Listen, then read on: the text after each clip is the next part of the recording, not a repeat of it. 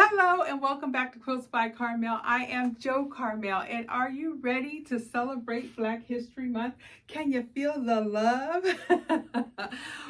Well, we are going to celebrate Black History Month with Black Quilters. But first, we got to dream like Martin, lead like Harriet, fight like Malcolm, think like Garvey, dare like Sherry, build like Madam C.J. Walker, speak like Frederick Douglass, and we got to quilt. We got to quilt like Harriet Powers, who did those awesome Bible quilts. We got to quilt like Beza Butler, who does those gorgeous portrait quilts. We got to quilt like Faith Ringgold, who does those awesome scrap quilts, just an explosion of color. And we got to quilt like Betty Ford Smith, who does the pine cone quilting. We got to quilt like the women of Gee's Bend. Each week, I'm going to come to you on Monday and we are going to explore. I'm going to share with you all that I have learned about each of these style of quilters. There are many more to go. There are many more African American or Black quilters, but I am going to focus on these that stirred my heart up, and I'm going to share them with you. I've actually seen some of them in person, and I'm hoping to share where you can see some in person as well. So get ready, get set, and let's get started celebrating Black History Month. Okay, one, we want to quilt like Harriet Powers. Let me introduce you to this wonderful lady. She was born in 1836 or 1837, right about that time. Let me find her here, sorry. There she is. And she quilted what we know today as Bible quilts. And they were scenes that depict the Bible, stories in the Bible, I'll say. And I got to see one of her quilts because she's made several of them, I think at least 15. But I got to see one in person at the Fabric of Our Nation exhibit.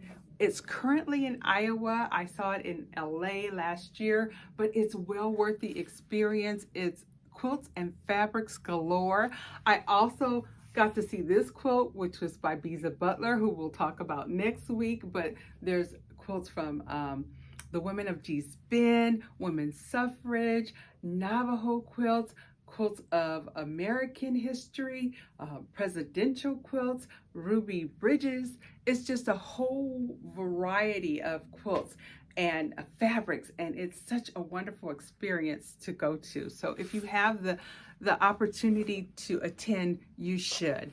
But let me go back to Miss Harriet Powers and tell you a little bit about her story.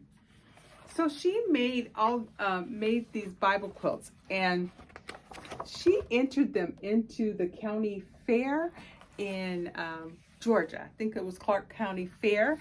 And this young artist who had never seen quilts with people and animals on them, she was so taken aback. Her name was Jenny Smith, that she wanted to buy. And Miss Harriet was like, no, they're priceless to me.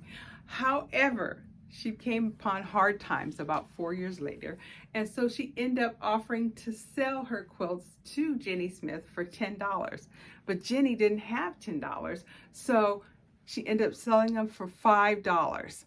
And I was really heartbroken at that point. I was like, no, she was robbed. But no, she was redeemed because Jenny showed her quilts to others, and then she started getting commissioned to do Bible quilts.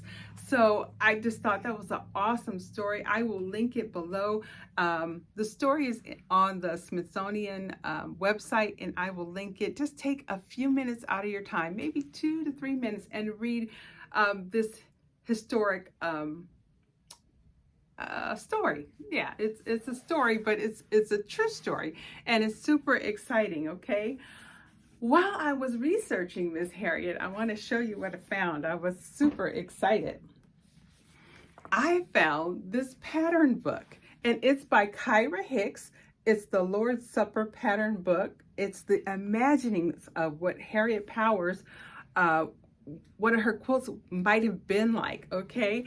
And it's super exciting because you can actually make this quilt. I just want to show you a little bit of it. Like this is the Ascension All right. Oh, no, I'm sorry. Crucifixion. Sorry. Sorry. I saw the Ascension on this page. I'm sorry. And then I wanted to show you some others. Let's see. All right. There's John baptizing Jesus.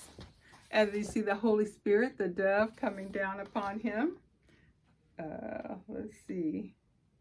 Here's Adam and Eve in the tree of knowledge. And that's a snake with 2 legs. Okay, very different, but fun. But I thought this would be a great sew-along, possibly.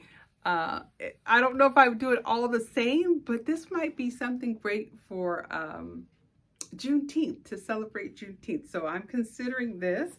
Let me know if you might be interested. But did I show you Miss Kyra Hicks? I hope I did. If I didn't, I'm going to show you again. Here she is. She's a quilter in her own right, and I will leave information about her because she's also wrote a book called Black Threads, and it is an African-American quilting source book. But I think it's more like a resource book because she has quite a bit of like galleries and showcasings of African-American quilts. She has statistics in here. She has wonderful photos in here. I will also leave a link to this because I think this would be a great book for your library, guys. Whether you're black, white, green, purple, yellow, orange, whatever color, it's about quilting. It's about the history of quilting in African Americans. And I definitely suggest you check it out. Okay, guys? So I'm going to end this video with my own video of my experience at the Skirball Cultural Center where I saw the Bible quilts, okay? I enjoyed this exhibit because it has a description of her quilts, and then you could just stay there and study the quilt, and you could see all the different Bible scenes that were depicted.